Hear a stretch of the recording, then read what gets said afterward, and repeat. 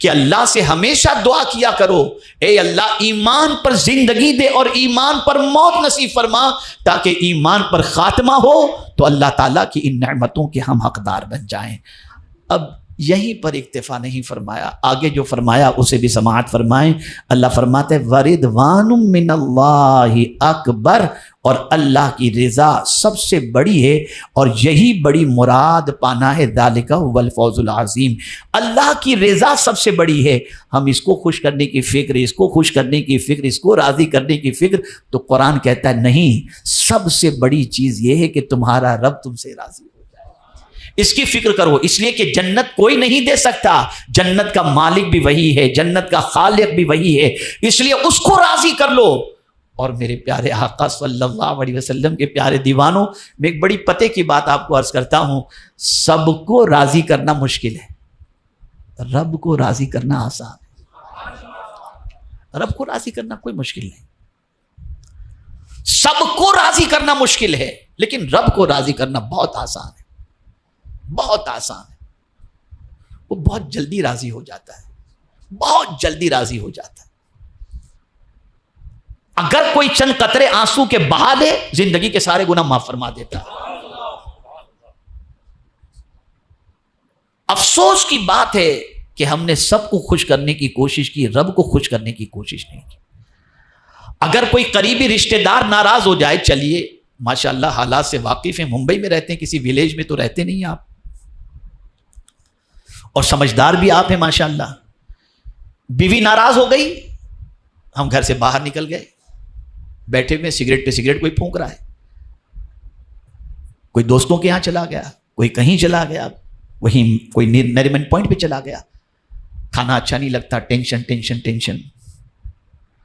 پتہ چلا کہ ہم جس سے بہت محبت کرتے ہیں وہ اگر ناراض ہو جائے، کھانا چھوٹ جاتا ہے، آرام چھوٹ جاتا ہے، سکون چھوٹ جاتا ہے۔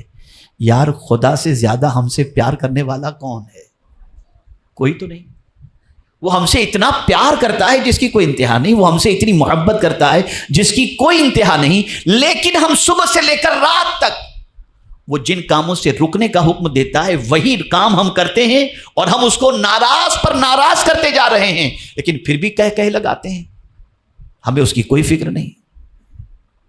اے رسول اعظم صلی اللہ تعالی علیہ وسلم کے دیوانوں، اس لیے ضرورت اس امر کی ہے، سب ناراض ہو چل جائے گا، رب ناراض نہیں ہونا چاہیے۔ اگر وہ راضی ہو گیا تو دنیا بھی تمہاری سنور گئی اور آخرت بھی تمہاری سنور گئی۔ حضور راضی ہو گئے، رب راضی ہو گیا، دنیا بھی سنور جائے گی اور آخرت بھی سنور جائے گی۔ تو اللہ عز و جل فرماتا ہے وَرِضْوَانٌ مِّنَ اللَّهِ اکبر، اور اللہ کی رضا سب سے بڑی ہے، ذَلِكَ هُوَ الْفَوْزُ الْعَظِيمُ، یہی بڑی مراد پانا، یعنی بہت بڑی کامیابی اگر تم سمجھتے ہو کہ کیا ہے، تو بہت بڑی کامیابی یہ ہے کہ تمہارا رب تم سے راضی ہو جائے، یہ بہت بڑی کامیابی ہے۔ یہ دو وعدے جنت سے متعلق، دو کاموں کے عوض کے اندر پکے مسلمان بن جاؤ تو جنت ملے گی، اور اسی کے ساتھ ساتھ اللہ کو رب ماننے کے بعد اس پر ثابت قدم رہو تو اللہ نے جنت کا وعدہ فرمایا۔ اب آئیے دوسرا کس چیز کا وعدہ فرمایا؟ یہ تو جنت کا وعدہ ہو گیا۔ میرے پیارے آقا صلی اللہ علیہ وسلم کے پیارے دیوانوں، کوئی مسلمان یہ نہیں چاہتا کہ وہ زوال کا شکار ہو جائے، وہ پستی کا شکار ہو جائے۔ ہر آدمی ترقی چاہتا ہے، عروج چاہتا ہے۔ اب میرے مولا نے کس کے لیے عروج کا وعدہ فرمایا، کس کے لیے اقتدار کا وعدہ فرمایا، اسے آپ سماعت فرمائیں۔ اللہ عز و جل ارشاد فرماتا ہے وعد اللہ الذین آمنوا منکم وعملوا الصالحات لیستخلفنہم فی الارض کما استخلف الذین من قبلہم ولیمکنن لہم دینہم الذی ارتضی لہم وَلَيُبَدِّلَنَّهُم مِّن بَعْدِ خَوْفِهِمْ أَمْنًا يَعْبُدُونَنِي لَا يُشْرِكُونَ بِي شَيْئًا وَمَنْ كَفَرَ بَعْدَ ذَلِكَ فَأُولَٰئِكَ هُمُ الْفَاسِقُونَ۔ توجہ سے سماعت فرمائیں۔ اللہ نے وعدہ دیا ان کو، کن کو وعدہ کی دیا؟ جو غور سے سنیے گا۔ اللہ نے وعدہ دیا ان کو جو تم میں سے ایمان لائے اور اچھے کام کیے۔ خالی ایمان لا کر نہیں بیٹھ گئے، ایمان لانے کے بعد اچھے کام بھی کیے انہوں نے، اچھے کام کیے، اللہ عز و جل ارشاد فرماتا ہے کہ اللہ انہیں کیا عطا فرمائے گا؟ تو اللہ نے فرمایا کہ ضرور انہیں زمین میں خلافت دے گا جیسی ان سے پہلوں کو دی، یعنی جیسے پہلے والوں کو اللہ نے اقتدار عطا فرمایا تھا ویسے ہی اللہ تعالیٰ ان کو بھی اقتدار عطا فرمائے گا جو ایمان کے ساتھ عمل صالح کرے، یعنی نیک عمل کرے۔ میرے پیارے آقا صلی اللہ تعالی علیہ وسلم کے پیارے دیوانوں، اور آگے فرمایا اور ضرور ان کے لیے جمع دے گا ان کا وہ دین جو ان کے لیے پسند فرمایا، یعنی وہ ان کو دین پر جمع دے گا۔ جو نیک عمل کرتا ہے ایمان والا، اللہ ان کو اقتدار بھی عطا کر دے گا اور دین پر جمع دے گا۔ کون سا دین؟ جسے اللہ نے تمہارے لیے پسند کیا۔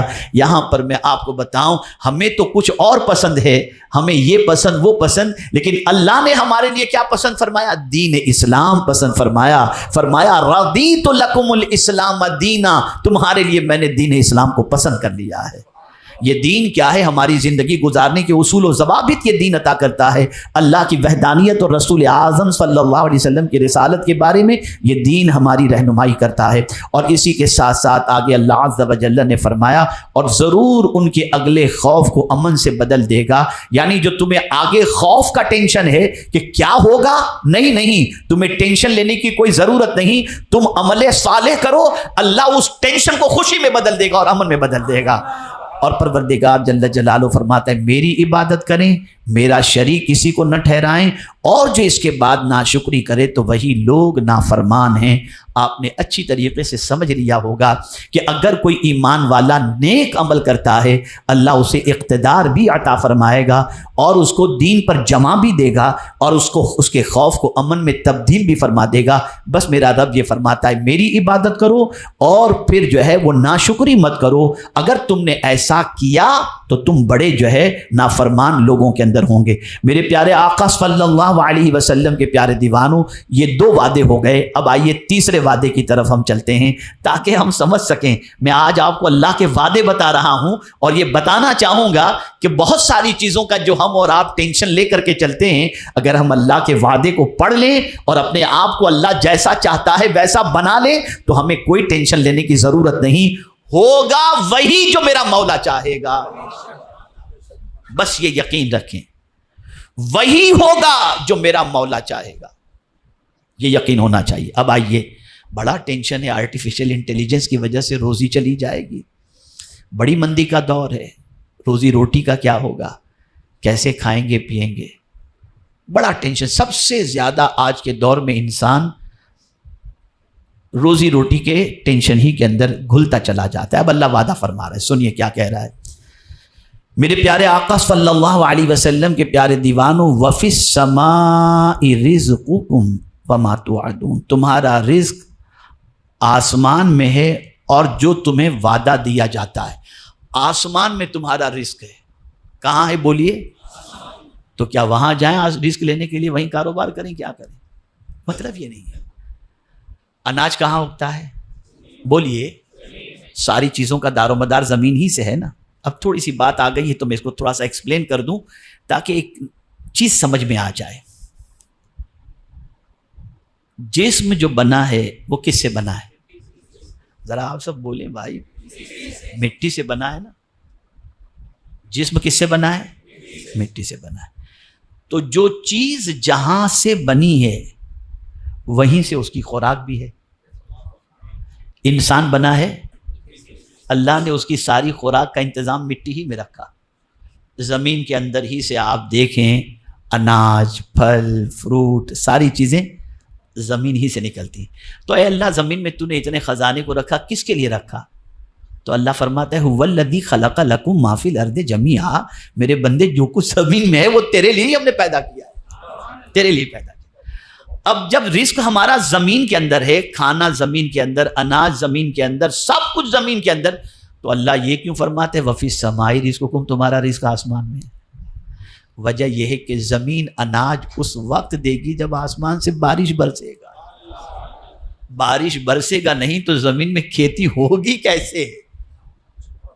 اسی لیے قرآن نے واضح طور پر فرمایا کون ہے جو بارش برسانے والا ہے؟ مولا ہے۔ میرے پیارے آقا صلی اللہ علیہ وسلم کے پیارے دیوانوں، تو اللہ عز و جل نے وعدہ فرمایا ہے بارش برساؤں گا، تمہارا رزق جو ہے وہ آسمانوں میں ہے۔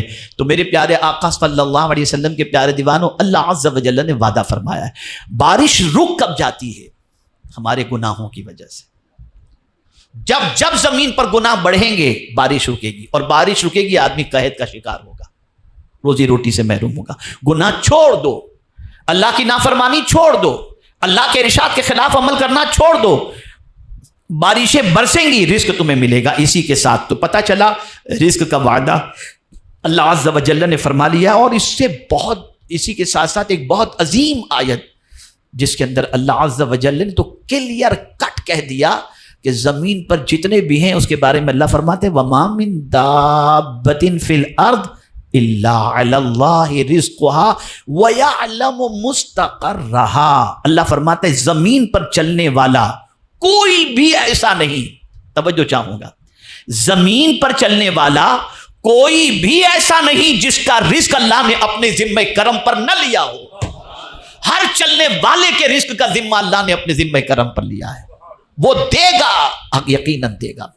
اور پھر یہ کہہ کر پروردگار نے انسان کے یقین کو پختہ کر دیا، یعلم مستقرہا، وہ جانتا ہے کہ کون کہاں پر ہے، جو جہاں ہوگا وہی مولا رزق عطا فرما دے گا۔ یہ اس کا وعدہ ہے، یہ اس کا وعدہ ہے۔ اب کیا اس کا مطلب یہ ہوا کہ جب اس نے رزق کا ذمہ لے لیا ہے تو ہم ہاتھ دھر کے بیٹھ جائیں، محنت نہ کریں؟ نہیں، ذمہ اس نے لیا، اور سنت حضور کی بتا دی کہ میرے محبوب صلی اللہ علیہ وسلم کی سنت ہے محنت کرنا۔ تم محنت کرو، تمہارا مولا تمہیں روزی عطا فرمائے گا۔ جس طریقے سے کھانے کو دیکھ کر کھانا پیٹ میں نہیں چلا جاتا، ہاتھ کو حرکت دینی پڑتی ہے، لقمہ بنانا پڑتا ہے، منہ تک لے جانا پڑتا ہے، تب جا کر یہ کھانا پیٹ میں اترتا ہے۔ اسی طریقے سے اللہ نے رزق تو تمہارا رکھا ہے، تم تلاش کرنے کے لیے نکل پڑو، اللہ تمہیں روزی عطا فرمائے گا۔ ذمہ لیا ہے اس نے۔ یہاں پر مجھے ایک آیت کریمہ اور اس کی تفسیر یاد آ رہی ہے۔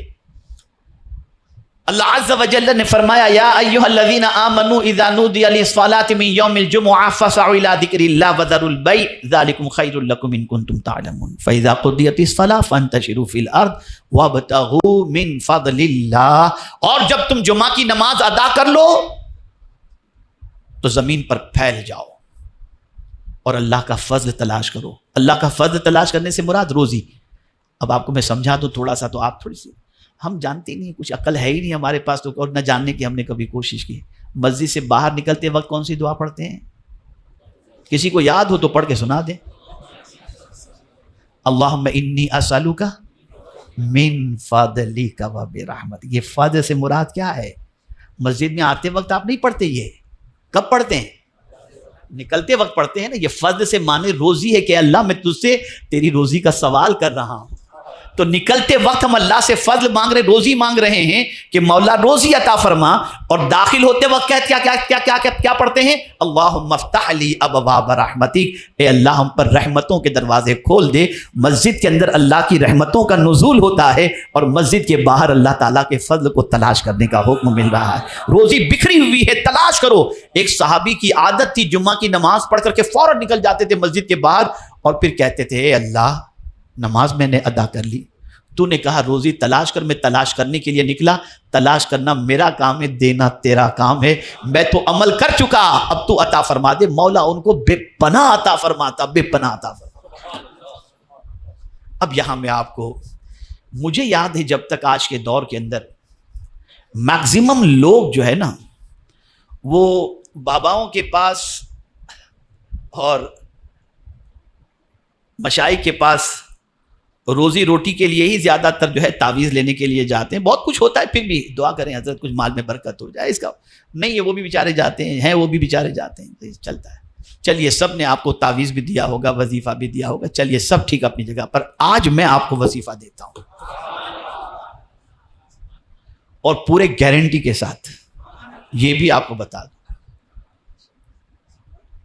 اگر کوئی یہ چاہتا ہے کہ اللہ تعالیٰ اسے روزی عطا فرمائے، اس کے مال میں برکت عطا فرمائے، تو آپ کو جس طریقے سے یہ قدرت کا میں نے وعدہ بتایا نا، ویسے ہی روزی کا وعدہ بھی قدرت کا بتا دوں۔ اللہ فرماتا ہے، یہ آپ کو تعویذ، وَأَمُرْ أَهْلَكَ بِالصَّلَاةِ وَاصْطَبِرْ عَلَيْهَا لَا نَسْأَلُكَ رِزْقًا نَحْنُ نَرْزُقُكَ، یہ اللہ کا وعدہ ہے۔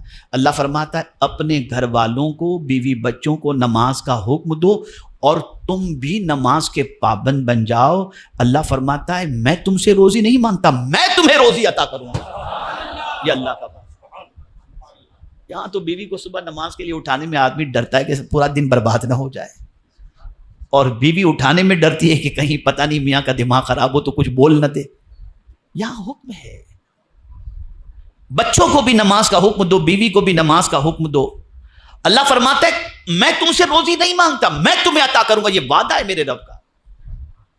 لیکن ہم تو چاہتے ہیں بس بابا تعویذ دے دیں، مالدار ہم بن جائیں، نماز بھی بابا پڑھیں، وظیفہ بھی بابا کھینچیں، سب کچھ وہ کریں۔ بلکہ اگر میں تھوڑا معاف کیجئے گا آگے بڑھ کر کے عرض کر دوں، جنت میں مجھے جانا ہے لیکن مریں بھی بابا، جنت میں ہم جائیں گے۔ یہ تو ایسی پوزیشن ہوگی۔ ارے میاں جنت میں جانا ہے تو خود کو مرنا تو پڑے گا نا، بغیر مرے خود کے جنت میں آپ کیسے جائیں؟ لیکن عجیب ہماری سوچ بن چکی ہے، عجیب سوچ بن چکی ہے۔ خیر، وقت زیادہ ہو رہا ہے، چلیے اب اللہ عز و جل کے اور وعدے بھی میں آپ کی سماعتوں کے حوالے کر دوں تاکہ یقین پختہ ہو جائے، اور اللہ کے وعدے پر ہم جو ہے وہ پختہ یقین رکھیں۔ بہت سارے وعدے ہیں لیکن میں سمیٹتے ہوئے تھوڑے سے 2-4 وعدے، جو میں نے 2-3 وعدے پیش کیے اللہ کے، وہ اور ایک وعدہ پیش کر دیتا ہوں۔ بہت سارے لوگ، ابھی میرے سامنے ایک ساتھی کا معاملہ آیا، میں نے کعبے کے سامنے دعا کی، میں نے روزے رسول صلی اللہ علیہ وسلم کے سامنے دعا کی، حضرت میری دعا قبول نہیں ہوتی، دعا قبول نہیں ہوتی، بہت دنوں سے دعا کر رہا ہوں، ادھر جا کے دعا کر رہا ہوں، تہجد کے بعد دعا کر رہا ہوں، میری دعا قبول نہیں ہو رہی۔ تو میں آپ سے عرض کرتا ہوں اللہ نے اس کے لیے تو وعدہ فرمایا ہے دعا کی قبولیت کا۔ اللہ عز و جل ارشاد فرماتے ہیں وقال ربکم ادعونی استجیب لکم، اللہ فرماتا ہے تمہارے رب نے فرمایا کہ مجھ سے دعا کرو۔ اللہ عز و جل نے کیا فرمایا؟ کہ تم اپنے رب سے دعا کرو، یعنی یہ وقال یعنی کہنے والے جو ہیں، ان کہنے والے نے کہا، کیا کہا؟ ربکم ادعونی، تمہارے رب نے کہا ہے، کیا کہا ہے؟ ادعونی۔ اللہ عز و جل نے فرمایا ادعونی، اللہ فرماتا ہے مجھ سے دعا کرو، استجیب لکم، میں تمہاری دعا کو قبول کروں گا۔ تو کیا اللہ وعدہ خلافی کر سکتا ہے؟ جب وہ وعدہ خلافی نہیں کرتا تو پھر ہم جو دعا کرتے ہیں وہ دعا قبول کیوں نہیں ہوتی؟ جو مانگتے وہ ملتا کیوں نہیں ہے؟ اسی کو تھوڑا سا سمجھ لیں، بہت بڑا کریکشن ہو جائے گا، بہت بڑا کریکشن۔ ہر مانگی